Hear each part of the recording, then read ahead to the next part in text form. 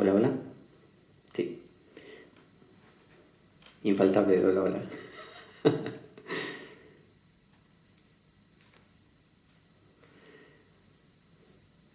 Tal como lo cortés no quita lo valiente, así lo hilarante no quita lo profundo.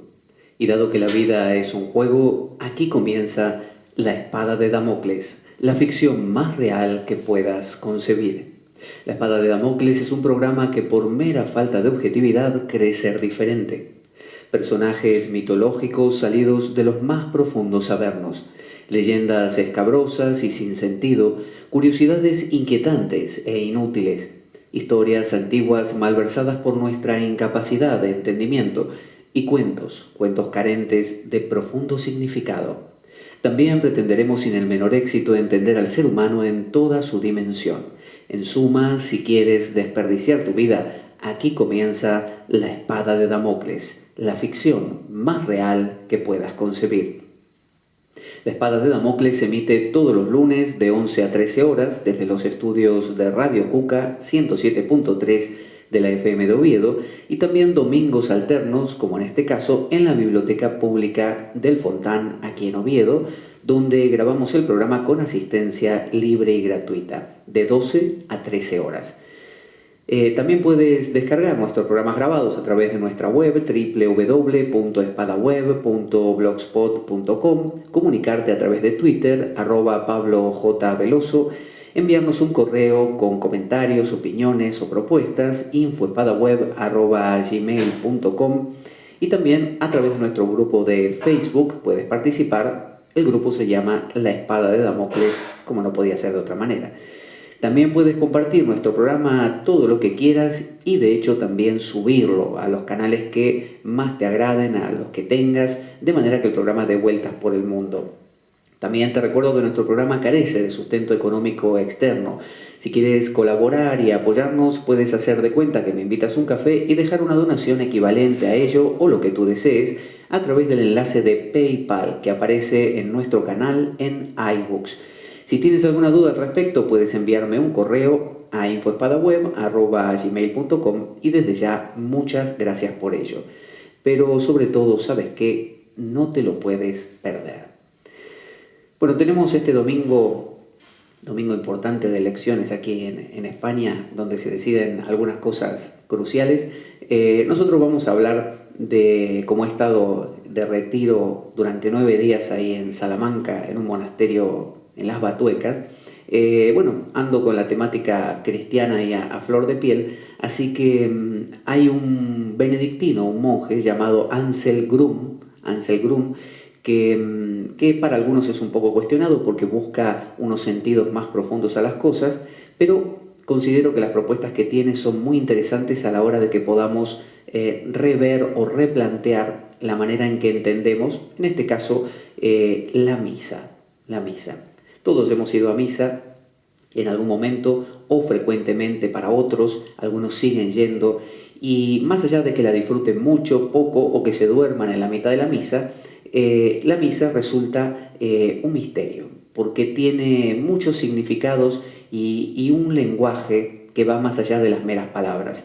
Y este lenguaje da para desarrollarlo mucho, seguramente tendremos que acotarlo bastante hoy, porque se vincula con las religiones ocultos o cultos mistéricos. Los cultos mistéricos de la antigua Grecia, como los misterios de Eleusis o de Dionisos, que transmitían algunos mensajes o impregnaban al participante de estos ritos de una información que él conscientemente no detectaba, pero que ocurría.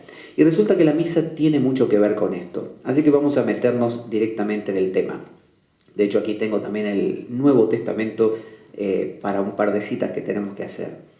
Bueno, la misa, dice Ansel Grum, mucha gente dice que es muy ruidosa. Mucha gente dice esto de ir a la misa, que mucha gente, a veces se canta, y esto de ponerse de pie, sentarse, ponerse de pie, sentarse, arrodillarse, darle el beso al de al lado.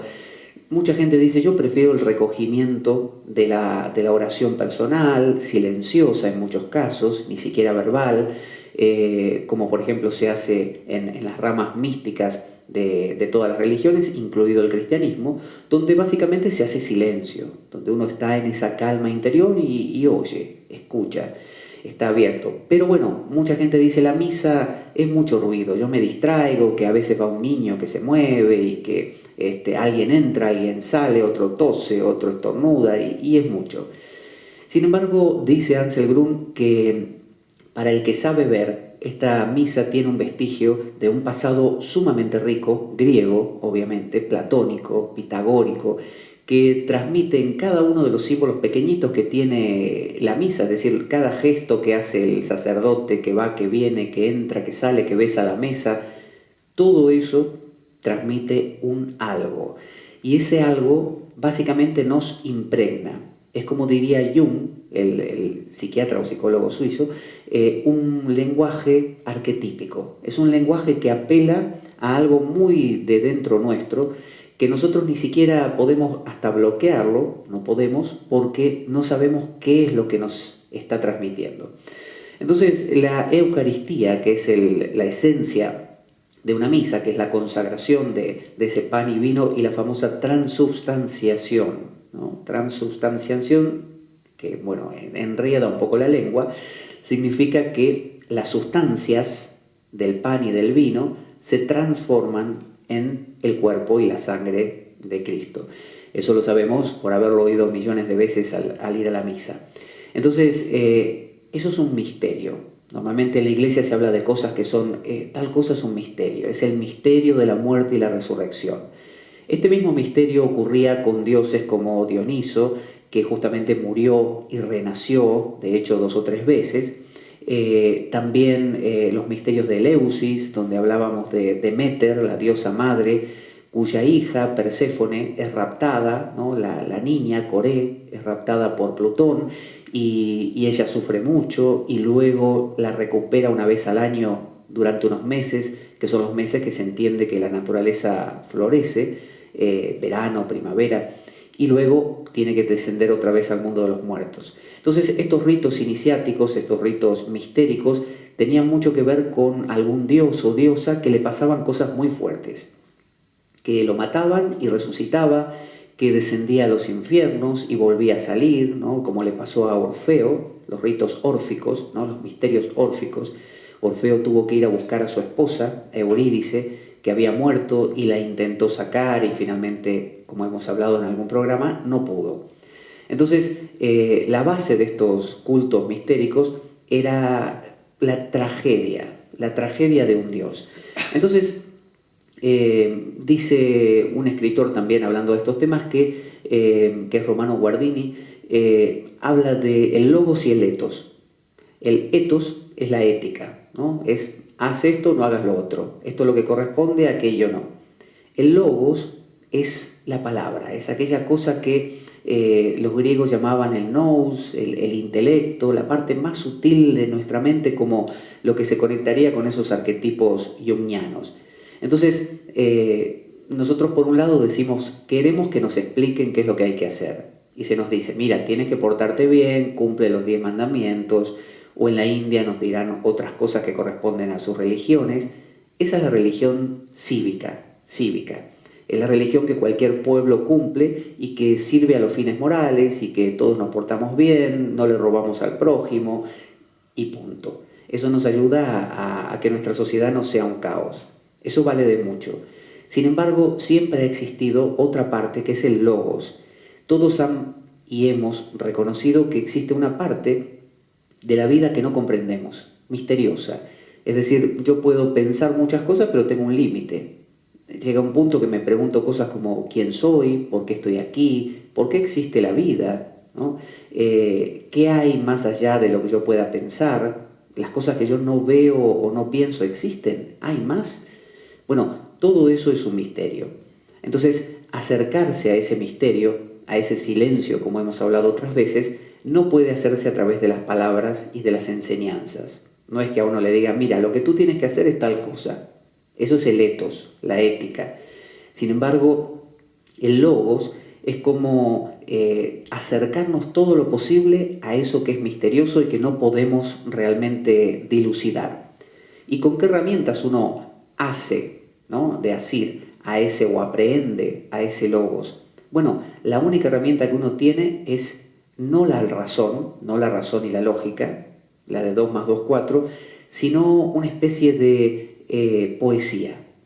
Heidegger, por ejemplo, un gran filósofo alemán, durante su primera etapa, que se le llama el primer Heidegger, él explicaba cosas, ¿no? Esto es esto, aquello es aquello, y llegó un punto que se dio cuenta de, yo esto no lo puedo explicar, no se entiende con palabras. Y el segundo Heidegger, que así se le dice, empezó a escribir prácticamente poesía. Él escribía cosas muy poéticas, ya no era filosofía.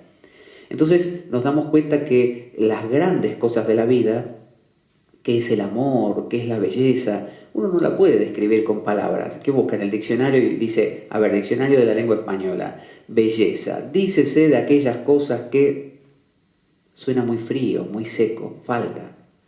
El amor que yo siento por una persona amada no puede estar en un diccionario. Ese amor tiene que ser algo que se describa más bien con palabras como, no sé, mi vida se derrite ante la belleza de tu rostro, que es como la luna llena, que eso es quizás el lenguaje que más se acerca a lo que no podemos describir. Eso es el logos, ¿no? Entonces, ha habido siempre religiones públicas que hablaban de haz esto y no hagas aquello, pero a la vez siempre ha habido o movimientos ocultos directamente, no ocultos, sino ocultos, que justamente nos llevaban hacia ese misterio, hacia el logos. Entonces, la mística siempre es eso, es misterio, ¿no? Y se alcanza ese misterio a través de dos cosas, el silencio, por eso todas las técnicas de meditación, contemplación, oración de silencio, simplemente estar ahí, dejar que algo nos impregne, es decir, ya no la actitud activa, sino la actitud receptiva, pasiva. No es un hacer, sino un dejar de hacer y dejarse impregnar. Y la segunda cosa son los ritos. Uno ve ritos de cualquier país del mundo, de cualquier cultura, incluidos los de la misa, y uno dice, esto es para niños. Es un juego, la gente aquí está jugando, que levanta la hostia, que hace la campanita, que dice palabras, siempre las mismas palabras, que se viste de una manera que se vestían en la época medieval. Esto no va con nosotros. Los ritos son una forma de transmitir un lenguaje, una información a través de lo visible, lo audible y lo sensible también. Es decir, que el que está participando de ese rito, en realidad no está mirando como un mirón, digamos, ¿no? Como alguien que contempla desde lejos y no participa. Cuando cualquiera de nosotros vemos una película en el cine o vemos una obra de teatro, no estamos sentados en el asiento o en la butaca diciéndonos, esto a mí no me interesa, estos son actores, yo no me implico ni medio, ¿no? A mí esto no me conmueve. Al revés, nosotros queremos conmovernos, queremos que lo que le pasa a ese personaje nos toque el corazón, nos turbe, nos turbe. Entonces la turbación es lo que buscamos, que nos cambie, que nos toque. ¿Por qué? Porque apela a sentimientos muy profundos que tenemos guardados. Supongamos que yo tengo, no sé, una bronca con alguien, una angustia guardada, una tristeza, lo que fuera, y la tengo ahí, no sale, o no me puedo conectar con ella porque me da miedo o lo que fuera. Voy al cine o al teatro y voy a ver una película bien dramática donde los personajes sufran toda la película y les pase de todo, y me conmuevo y lloro.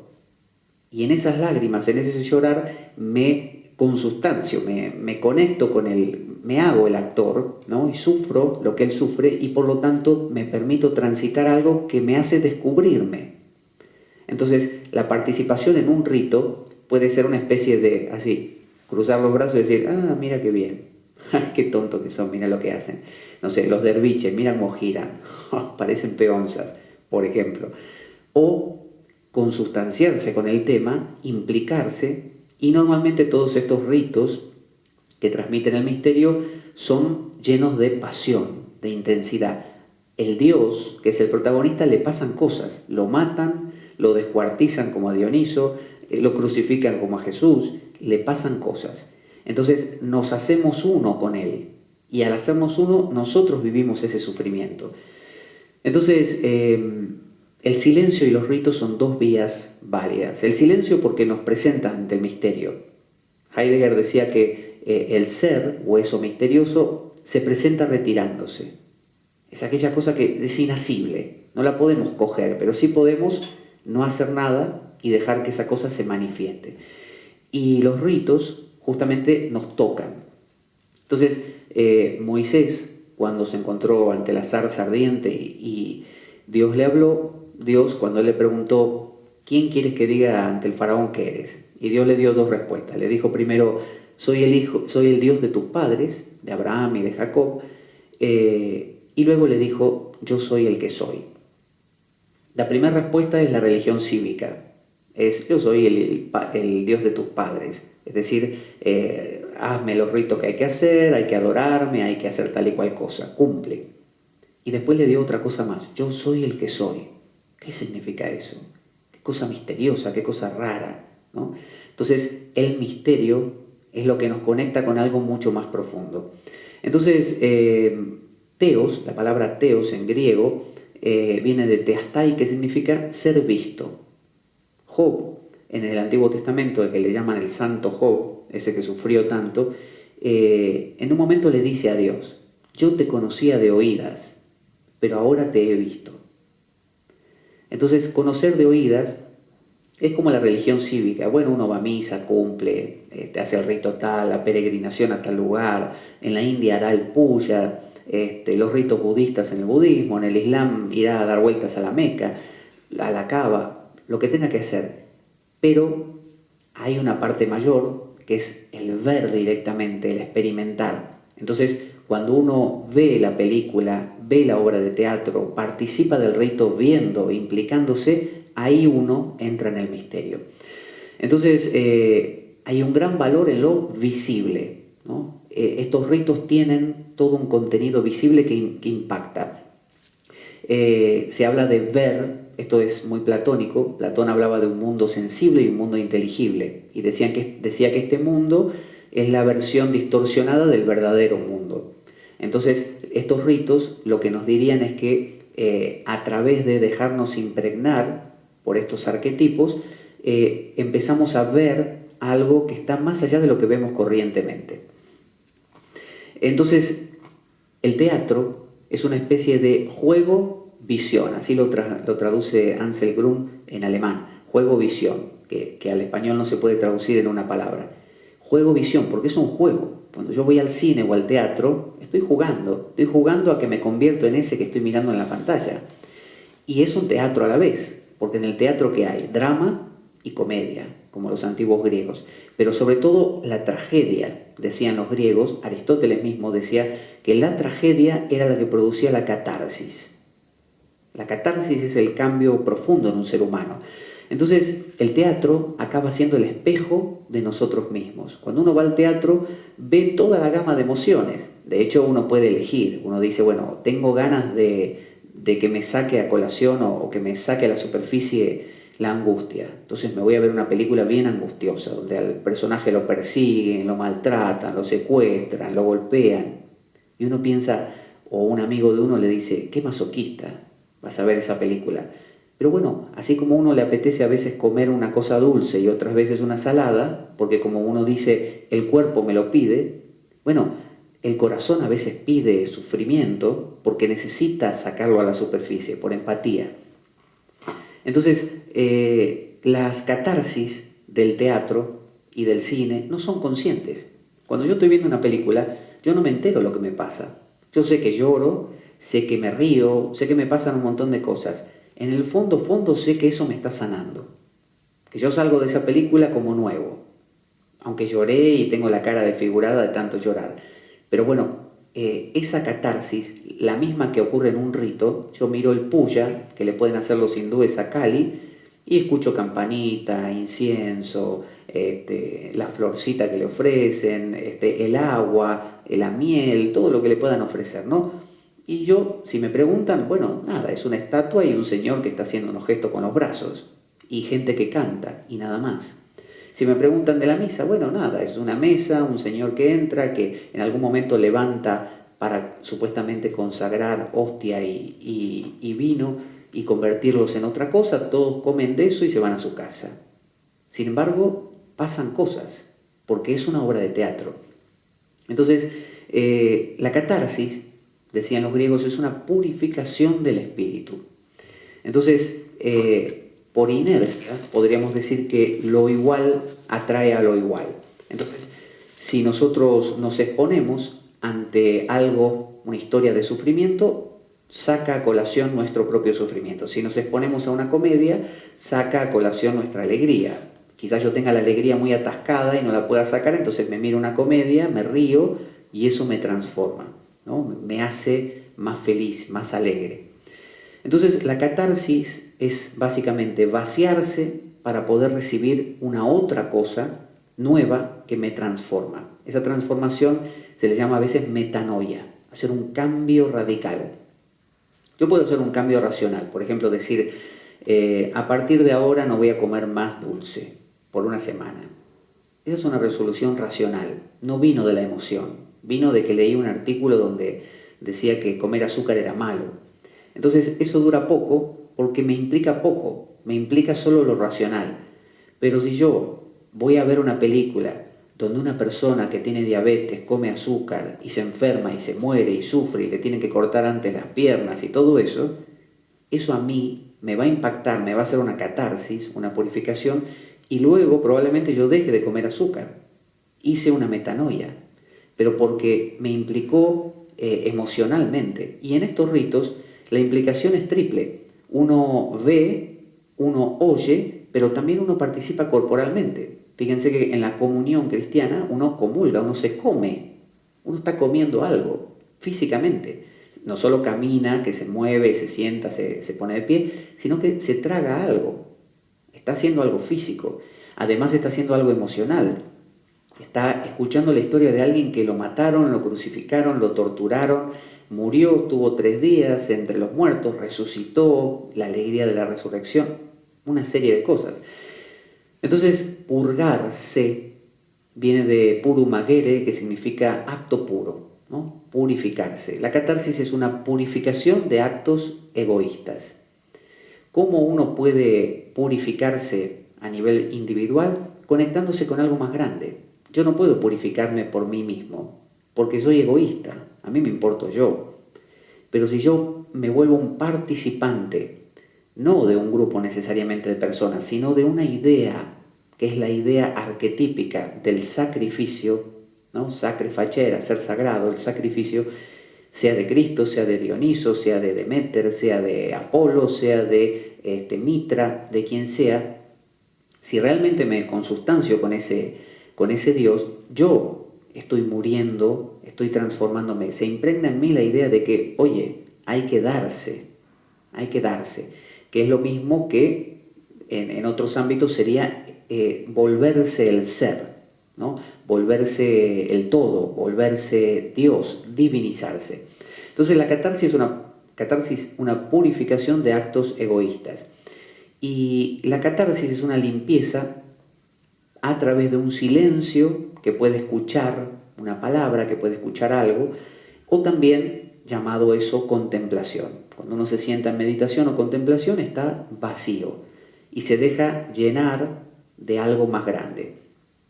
Dionisio Areopagita, del que hemos hablado en otro programa, que fue el que marcó al cristianismo con el platonismo, el neoplatonismo, lo metió en sus tuétanos, habla de la catarsis como la vía purgativa, la vía de limpieza. Entonces se trata de limpiarse para que se evidencie una pureza que ya estaba ahí.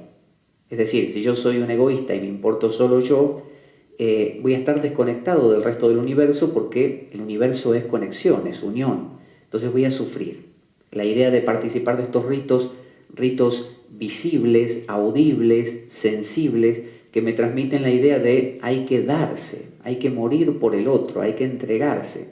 Entonces, el acto de humildad. Si hago eso, se acentúa el hecho de no ser yo el eje del universo. Entonces, los griegos hablaban de la catarsis como un método de limpieza. Pitágoras hablaba mucho del silencio. Él abogaba por mantenerse en silencio. Es decir, cuando uno habla todo el tiempo, está llenando su mente de palabras. Ah, sí, ¿viste lo que pasó ayer? Ah, sí, no, y yo o pienso que tal cosa, pero no, y fulanito me dijo el otro día que, ¿tú crees que eso es una especie de bola que nos llena e impide que esa otra cosa que es demasiado sutil se pueda sentir? Esa cosa sutil es el misterio, es el silencio, Dios, si uno le quiere llamar así.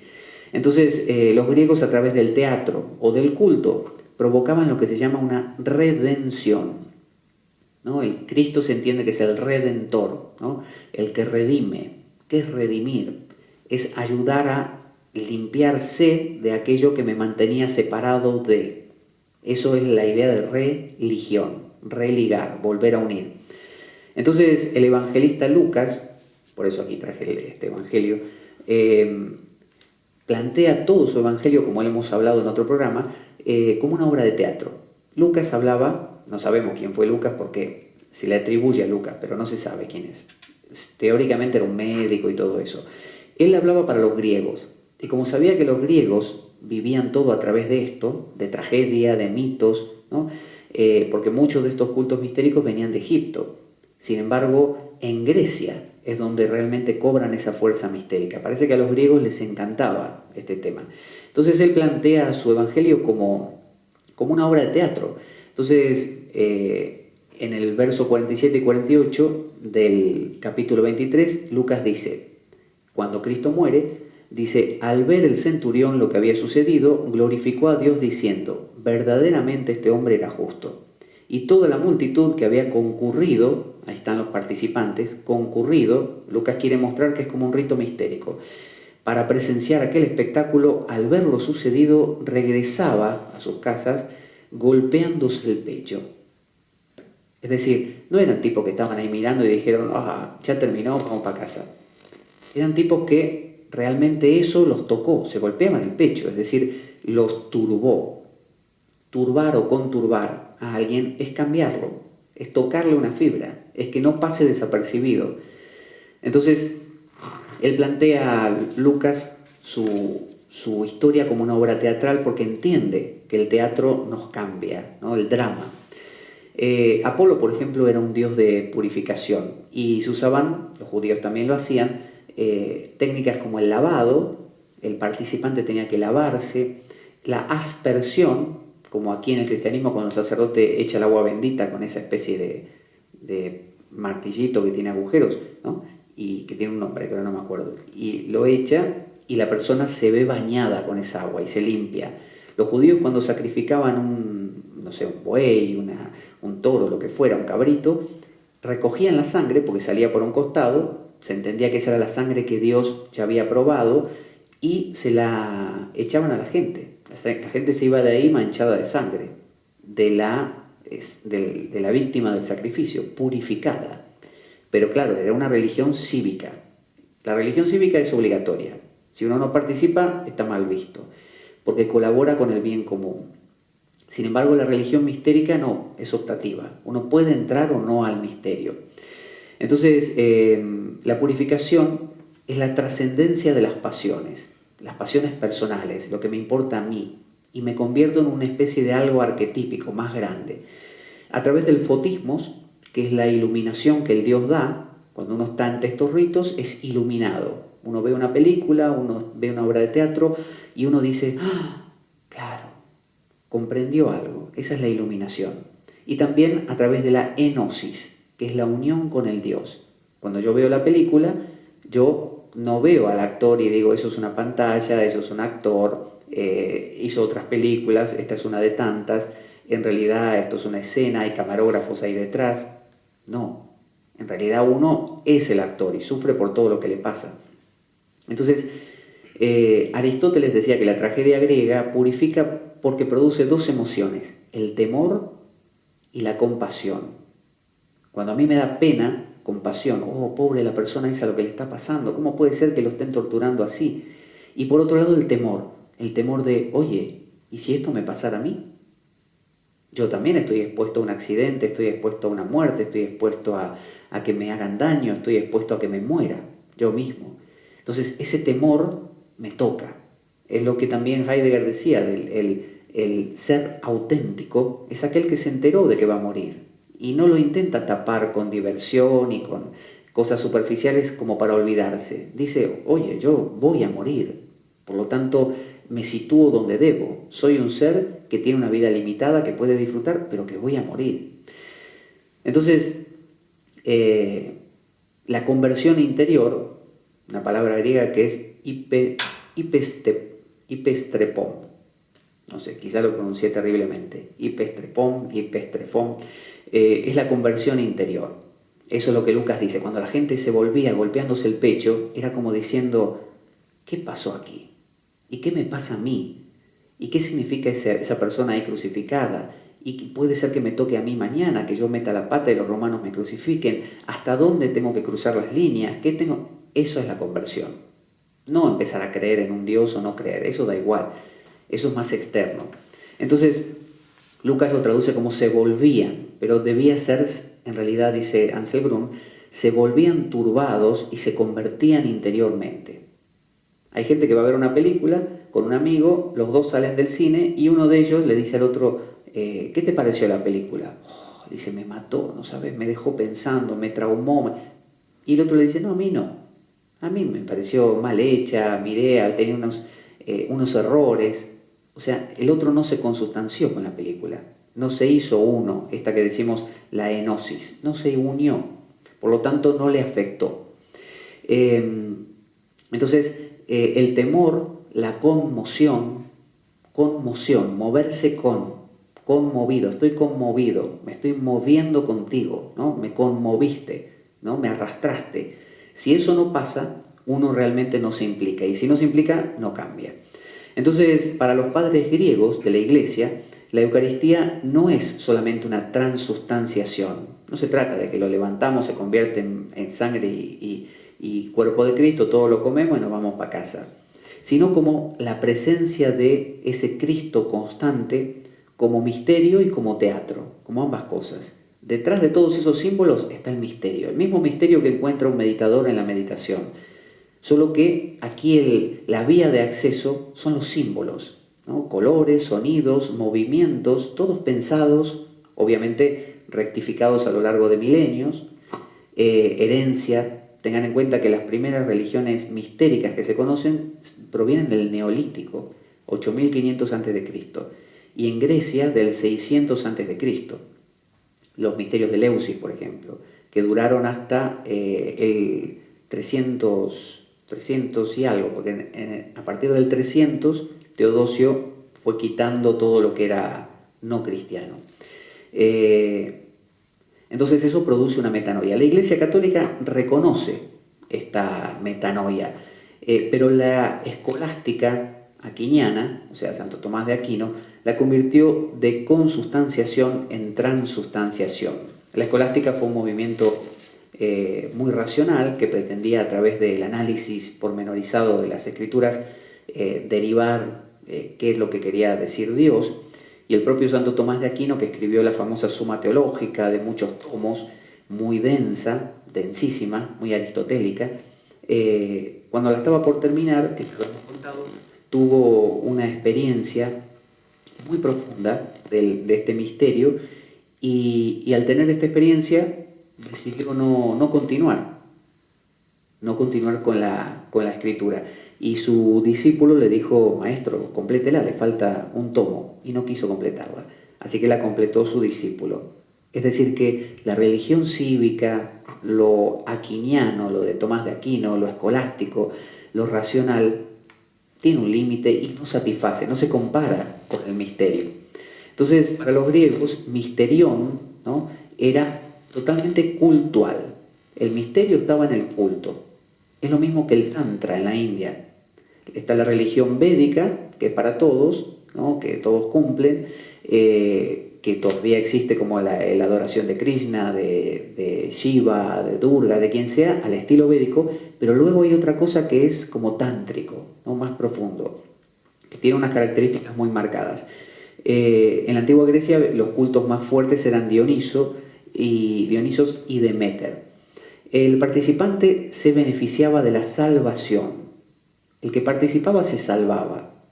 A diferencia del culto normal, cívico, que uno, iba, ponía dinero, ofrendas, flores, fruta, animales, lo que fuera, y se ganaba dones. Por ejemplo, que el Dios le dé buenas cosechas, buena descendencia, un premio si había creencia tras la muerte, pero en este caso no. Las religiones mistéricas implican que el participante se vuelve uno con el Dios, ya no lo mira de lejos, ahora es el Dios mismo, se deifica.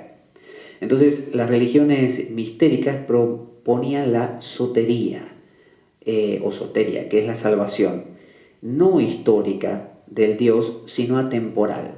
Es decir, Cristo no murió en la cruz hace 2000 años.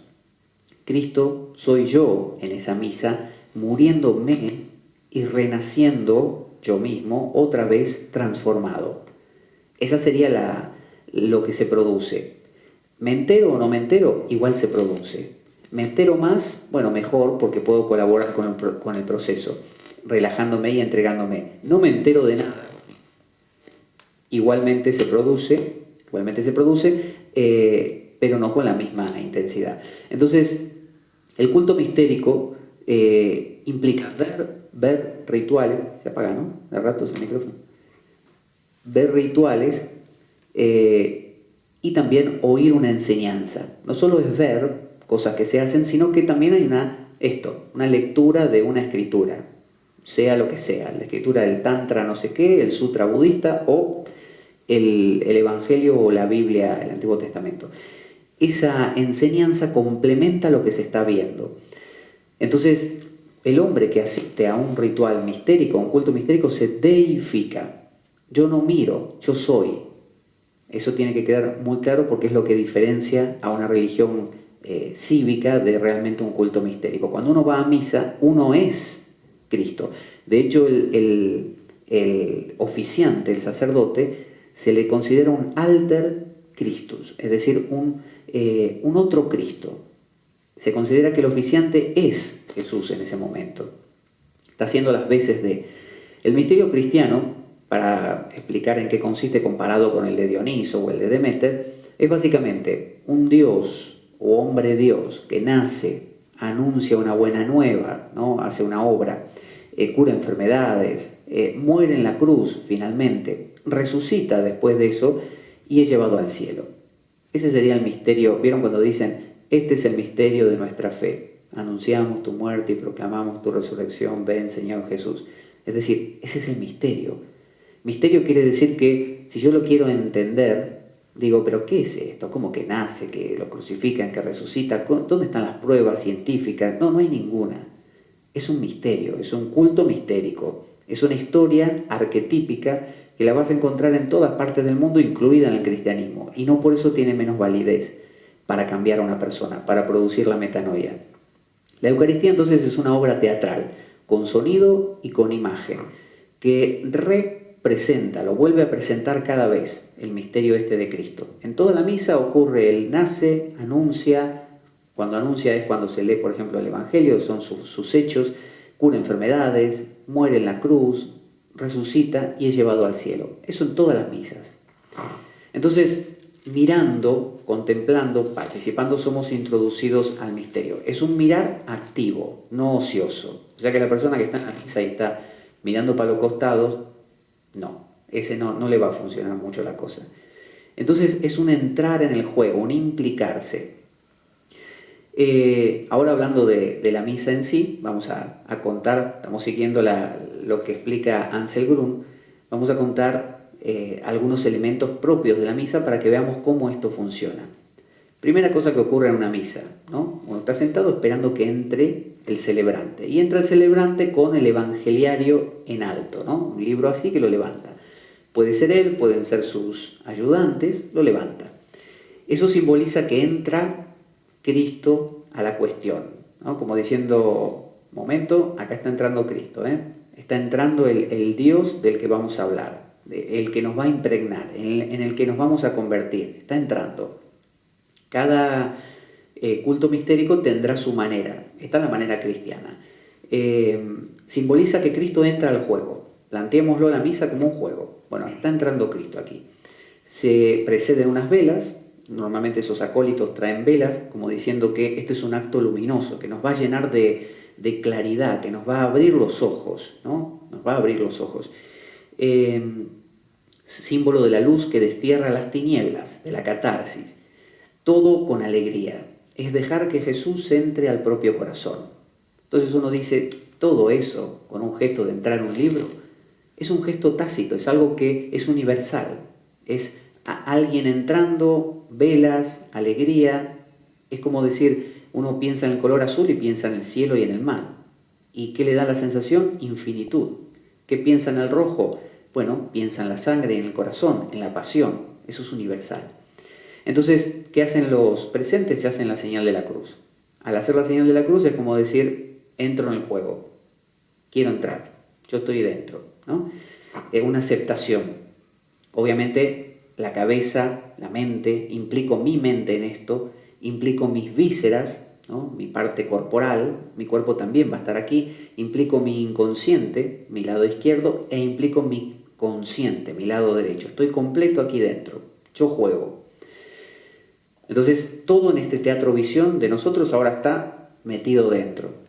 Luego viene la liturgia de la palabra, es decir, se lee, ¿no? De las escrituras, lecturas que nos enseñan una especie de vivir auténtico, ¿no? Desde la razón hay también una especie de así es como se debe vivir, ¿no? Este es el vivir correcto, que tiene todos sus niveles, obviamente. Uno lee esas lecturas del Antiguo Testamento donde dice el rey fulano pasó a cuchillo a 800.000 filisteos y luego le cortó la cabeza y jugaron al fútbol con ella.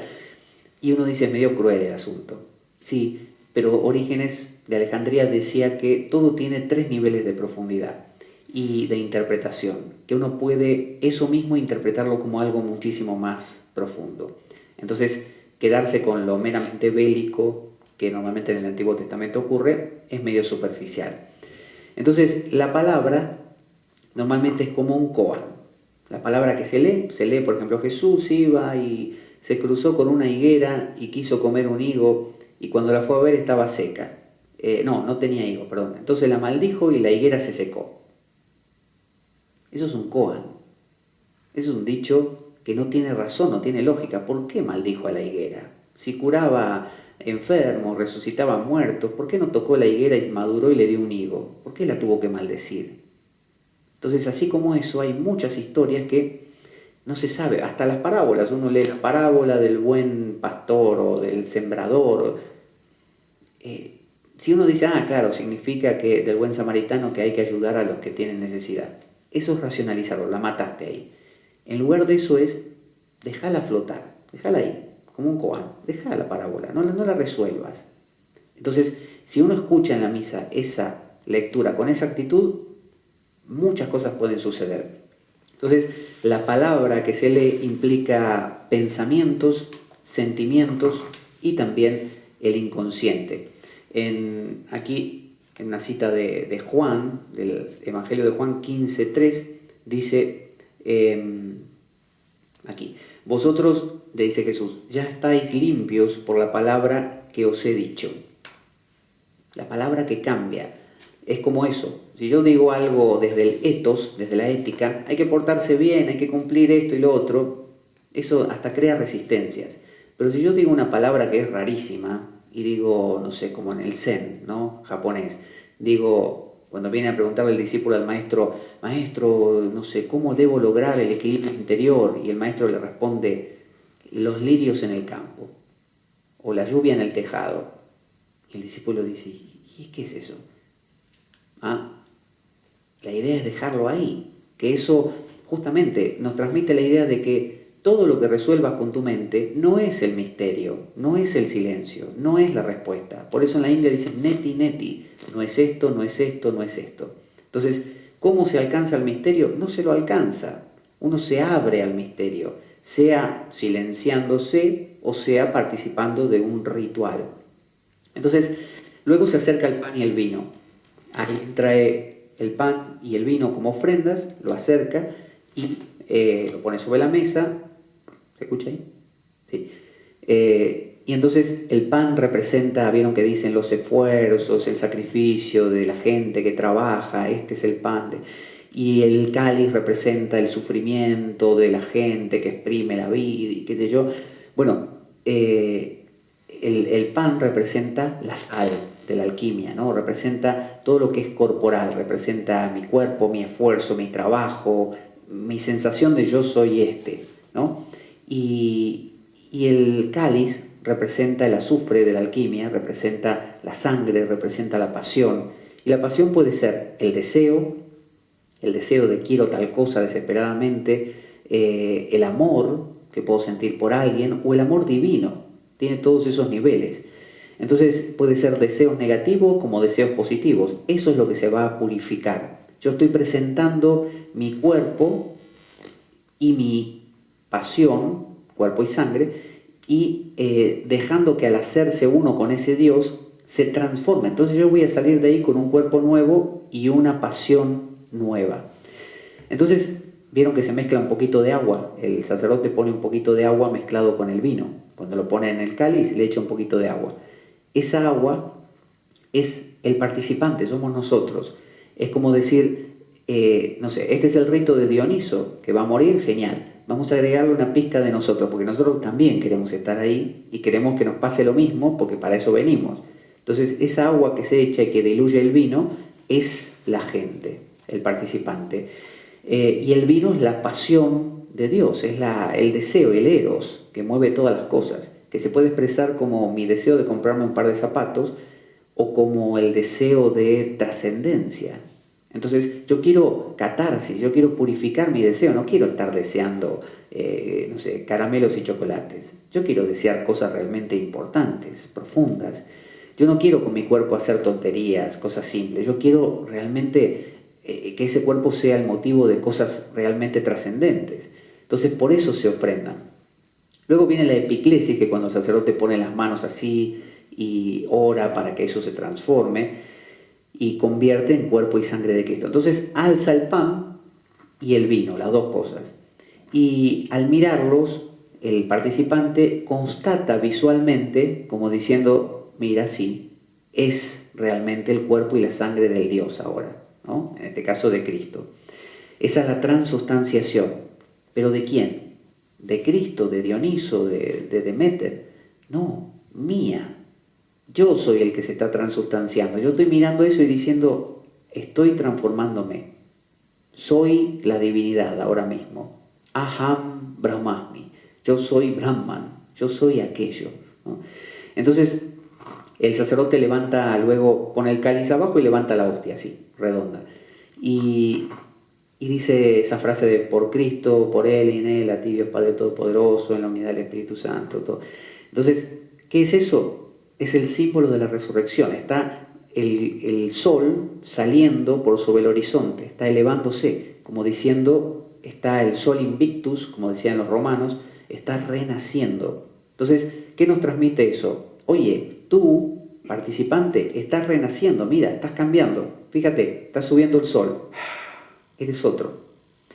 Luego, quiebra la hostia, la quiebra, vieron que la parte en dos, uno dice, ¿para qué la parte? Al medio, y la pone las dos juntas y la levanta. Porque eso representa, por un lado, a Jesús, que en la cruz se quiebra, se parte, lo parten, lo matan, lo torturan, le clavan la lanza. Él se quiebra, diciendo inclusive esas últimas palabras, pero en realidad se trata de, el mensaje de nuevo es, como ahora yo soy ese, yo estoy quebrándome. El viejo yo se está partiendo, ¿no? El viejo yo que quiere cosas egoístas está desapareciendo, me estoy dando. En realidad, un ser humano que trabaja para sí es un ser humano que sufre. Un ser humano que se da, de la manera que sea, se entrega, por ejemplo, es humilde, se entrega, es un ser humano mucho más armonioso y feliz, porque las cosas no están separadas entre sí, están unidas. Entonces, todo ser que se aísla sufre, todo ser que se vincula está más satisfecho. Entonces, quebrarse es darse. Y fíjense que el sacerdote ahí quiebra una puntita de abajo de la hostia esa y la mete de nuevo en el cáliz. Y uno dice, ¿para qué le quebró la puntita y la metió dentro? Bueno, representa que aunque lo partieron, o me partí, un pedacito se vuelve a mezclar con el vino, lo cual produce la resurrección. Es decir, pese a eso, resucita. Es decir, pese a que yo me parta, no muero. Pese a que yo entre en ese silencio profundo y uno diga, estoy ahí, no desaparezco. Reaparezco de una manera distinta. Catarsis, metanoia, transformación. Eso es lo que representa. Lo hemos visto millones de veces y probablemente sin entender de qué se trataba, creo, pero el hecho mismo de verlo, aunque no lo supiéramos, es un mensaje visual, se transmite porque es universal. Si yo corto algo de algo y lo vuelvo a meter en lo que estaba, es como decir volvió, regresó. Entonces, el mensaje es, hace falta quebrarse, como en la alquimia. La alquimia es solve et coagula, disuelve y cuaja, disuelve y cuaja, disuelve y cuaja. La misa no se hace una sola vez, yo no voy una sola vez y no voy nunca más, la renuevo. ¿Por qué? Porque yo tengo que morir y renacer todo el tiempo. El asistente a un culto mistérico lo hacía frecuentemente, porque tiene que constantemente ir purificándose, ir haciendo esa catarsis. Uno no medita una sola vez en su vida, uno medita todos los días, porque siempre va viendo como detallecitos que se van transformando y se van abriendo, es infinito. Entonces, romperse, solve, volver a unirse, coagula. Esa reunión. En la cruz, Cristo se quebró y de su herida brotó sangre y agua. Es la pasión divina que se derrama sobre todos los seres. Luego, el sacerdote cuando hace eso de sumergir el pedacito de hostia, eso se llama commixtio. Por si quieren contarle a alguien y decirle, ¿a qué no sabes cómo se llama eso? Commixtio. Que es justamente la mixtura, ¿no? De nuevo con eso, ¿no? Entonces, cuando uno se reúne después de quebrarse con esa sangre, la sangre, acuérdense, es la pasión, es el eros, el deseo que mueve la libido, el deseo que mueve todas las cosas kundalini de los yogis. Cuando uno se reúne con eso, con el Dios, es lo que se llama nirvana, samadhi, ¿no? Fusión, iluminación, ¿no? Estar en el ser, esa es la unión. Después de quebrarse, uno se une. No se puede unir antes de quebrarse, necesita romper ese cuerpo, y el cuerpo es en realidad la mente, las emociones, todo lo que es lo que llamaban los antiguos, los escolásticos, el natural, el hombre, la persona. Entonces los ritos visibles afectan más que las explicaciones. Si el sacerdote se pusiera ahí y dijera, mira, yo les voy a contar, bueno, Jesús murió en la cruz y entonces, qué sé yo. En cambio, que te lo hagan y te lo muestren, todo visible con un rito, aunque no entiendas nada, te entra, pero un montón más. Es como explicar un chiste. Si yo tengo que explicarle un chiste a alguien, no pasa nada. La cosa es cuando yo cuento el chiste y el otro le entró directamente y se mata de risa. Pero si yo le digo, veo que no se ríe y le digo, mira, el chiste va de esto, es que cuando el tipo dice tal cosa, y el otro entonces dice, pero no es lo mismo. No es lo mismo que te toque ahí y te morís de risa. Entonces, en los ritos visibles afectan más que las explicaciones. Somos parte y no mirones, nada más.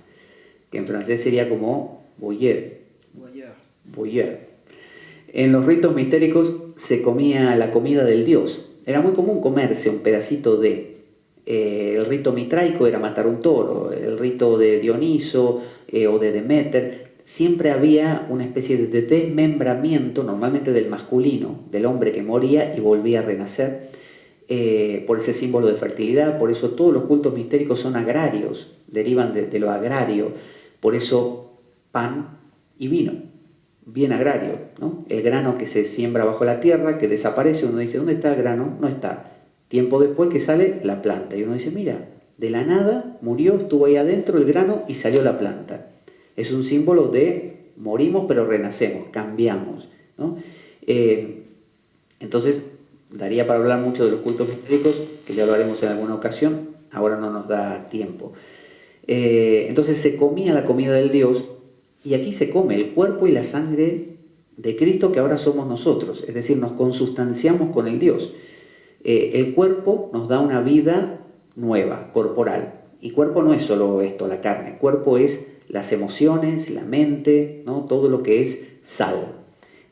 Al comer la hostia. Y al beber el vino, que normalmente se sumerge, uno se consustancia con la pasión, con el eros que mueve el universo, el de Dios. Ya no con mi eros pequeñito, que es, oh, cómo me gusta fulanita, ¿no? Ese es mi eros pequeñito. No, ahora es el eros grande. Amo, amo. ¿A qué? A todo. Amo, ¿no? Es el amor divino. Por eso los antiguos le llamaban el dulcedo Dei, ¿no? La dulzura de Dios, el dulcedo Dei. Ya estamos al final. Entonces, la Eucaristía es el camino de Jesús, ¿no? En la Eucaristía se cuenta esto que dijimos, nace, bla, bla, bla, y finalmente resucita. La lectura del Evangelio es la integración de Dios con el hombre, porque cuenta cómo ese Dios caminó entre la gente. Iba Jesús y se encontró con fulano, fue a comer a la casa del otro, le dijo... Muestra el accionar, el entremezclar del Dios en lo cotidiano, ¿no? Normalmente no conviene racionalizarlo, solamente dejar que eso hable por sí mismo. Y luego viene la comunión, que es la divinización nuestra, lo que se llama el puritas cordi, ¿no? La purificación del cordi, del corazón, de lo cordial del corazón. Entonces la catarsis, la purgación, gracias a la representación dramática del conflicto. Nosotros vamos al cine, al teatro, para ver la representación dramática de un conflicto. ¿Cuál? El que a nosotros en ese momento más nos haga falta. Normalmente los mistéricos, Dioniso, Deméter, Cristo, tienen algo muy esencial, por lo tanto nos valen a todos para todo, ¿no? Porque es el hecho de que, oye, vamos a morir, nos pueden pasar cosas, el temor a desaparecer, entonces nos tocan. Entonces es como ir al teatro o al cine. La participación en esto cataliza nuestros dolores, miedos, dudas, tristezas. ¿Vieron cuando se dicen presentamos al Señor nuestras dudas, tristezas, nuestros pesares, ¿no? Todo eso. En el fondo es eso. Estoy cambiándome a través de la participación en. Entonces los conflictos del Cristo son los nuestros, ¿no? A él le pasaron cosas, había unos que no lo querían, otros que lo querían, otros que lo ayudaban, otros que le ponían ahí el pie para que se caiga, le pasaron cosas imprevistas, otras previstas, por momentos dice, aparta de mí este cáliz, y después dice que se haga tu voluntad y no la mía. Es decir, tiene que ser un Dios que tenga mucho de humano. Deméter le raptaron a su hija, Perséfone, Coré, se la llevó Plutón, la violó. Ella la quería, la buscó por todas partes, estaba enfadadísima. Son cosas que nos pasan a todos nosotros. Perdemos lo que queremos, no lo podemos conseguir, nos lo quitan, sufrimos. Entonces, es rescatar eso. Entonces, la Eucaristía provoca la redención, la purificación y la catarsis. La catarsis, decimos de nuevo, no necesita ser conscientemente percibida. La catarsis puede tranquilamente ocurrir sin que uno se entere. Hace falta, obviamente, cuanto más uno consciente colabora, más profundo el efecto. Hace falta en la cotidianeidad reafirmarnos en la redención mediante exponer nuestros pecados, ¿no? Vieron que en algún momento de la misa se exponen los pecados. Ese exponer es una forma de verlos. Si yo quiero transformarme, deshacerme tengo que ser consciente de qué. Yo voy al psicoanalista, ¿no? Y me tumbo en el diván y le cuento, mire, me está pasando tal cosa, o voy al psicólogo, cualquier rama de psicología, le cuento, me pasa esto, me pasa lo otro, y él me ayuda a verlo. La curación normalmente viene de verlo. El alcohólico realmente va a dejar de beber el día que acepte que es un alcohólico. Hasta ese momento no deja de beber porque no se entera del todo. Hasta que un día dice sí. O deja de ser un maldito porque dice sí, soy un maldito. Cuando uno reconoce. Entonces, exponer los pecados, ya sea que sea a un otro, el sacerdote, o conscientemente, mentalmente, como se dice en la misa, es una forma de verlos, ver lo que estoy cambiando, si no, no puedo cambiar. Entonces, confesar nuestros pecados es una forma de purgarnos. De hecho, cuando uno va a confesarse, con el sacerdote, con el psicólogo, con el amigo, ¿no? Con la amiga, con el familiar, con el desconocido, con el que sea que le confiesa algo, le dice, mira, te voy a contar algo que no se lo conté a nadie. ¿Qué quiere decir eso? Quiere decir que uno va a sacarse algo que uno tiene muy guardado y que sentía que le clavaba una astilla ahí en el corazón, se lo cuenta al otro, sabiendo que no lo va a estar contando, y se libera. Entonces, confesar los pecados, así sea uno mismo y mentalmente, sin hablarlo, es una forma de quitárselo de encima y saber que en ese rito, un rito visible, uno está purgándose, por lo tanto lo que uno confiese se limpia y uno obtiene el perdón.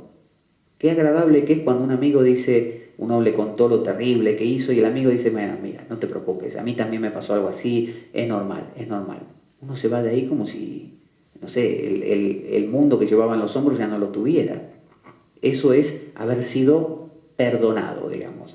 Bueno, irse, vieron cuando se van de la misa, los asistentes que dicen, ahora id en paz porque Dios, no sé, ha perdonado nuestros pecados. Es el haber participado de todo esto y creado esa sensación de yo me hice el Dios, yo morí, yo renací, yo me deshice de todo lo que era pequeño y negativo, es una gran liberación. Por eso, id en paz, ¿no? Con alegría. Entonces la gente supuestamente tiene que salir contenta. Entonces la Eucaristía purifica no solo al individuo, sino al mundo. Porque tengamos en cuenta que cuando yo percibo, en realidad percibo todo, percibo no a mí mismo, percibo al mundo. Y si empiezo a ver al mundo a través de los ojos de un Dios, soy Dioniso, soy Krishna, soy Cristo, entonces veo el mundo diferente. Ya no lo veo como antes, que lo veía como Pablo, me tocan mis cosas, me molesta. Ahora lo veo como lo vería Cristo, Krishna, Buda o quien fuera el personaje de estos ritos mistéricos. Así que bueno, hablar de las religiones mistéricas hay mucho más que es muy interesante profundizarlo porque se conecta exactamente con esto y lo enriquece lo que acabamos de contar. Pero bueno, el tiempo que tenemos nos permite recorrer hasta aquí y por lo menos ver que a la hora de asistir a un rito tan conocido por todos nosotros como es la misa y tan aburrido para mucha gente y falto de sentido y anacrónico, decir esto es de otra época, ¿qué estamos haciendo aquí? Esto, en realidad la misa se instituyó en latín en el siglo IV, hasta ese momento se hacía en griego. Y originalmente se entiende que es Jesús el que cortó, distribuyó en la última cena, y los discípulos al principio, después de la muerte de Jesús, hacían lo mismo. Partían y se lo tomaban y comían. Después le empezaron a dar cada vez más sentido y ahí fue donde lo griego entró y como el rito mistérico era normal en todo el mundo romano, entonces impregnó el cristianismo. Y Lucas, como decimos, ya le dio esa forma a su evangelio, así que cada vez más la misa se convirtió en un rito lleno de símbolos. Los luteranos, los protestantes, como rechazaron de cuajo todo lo pagano, rechazaron lo platónico, rechazaron todos estos ritos y se quedaron con la esencia. Dijeron, no, esto no es una transustanciación, esto es simplemente un recordatorio. Cortamos porque nos acordamos de esta manera de Jesús, nada más. Conmemoramos, punto. Y bueno, digamos que ganaron en simpleza, pero perdieron en profundidad, porque este rito, que si uno dice, bueno, pero ¿es cristiano? ¿Es de Cristo, de Jesús? No, porque Jesús ni se enteró de todo esto. Todo esto es platónico, todo esto es griego, pero sin embargo es valiosísimo, porque vemos cómo produce esto la catarsis.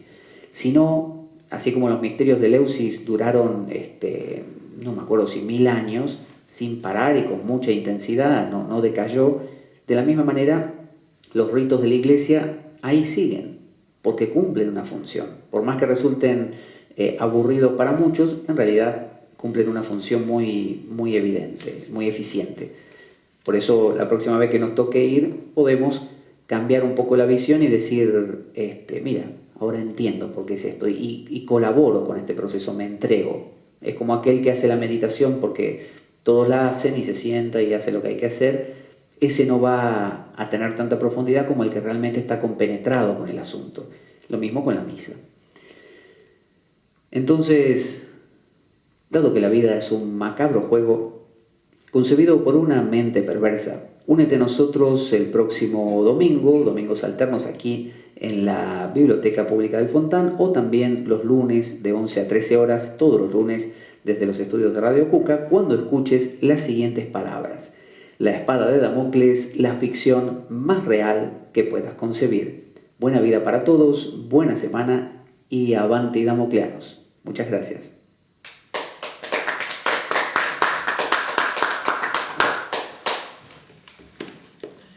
Yo pensaba que lo partían porque al ser tan grande no les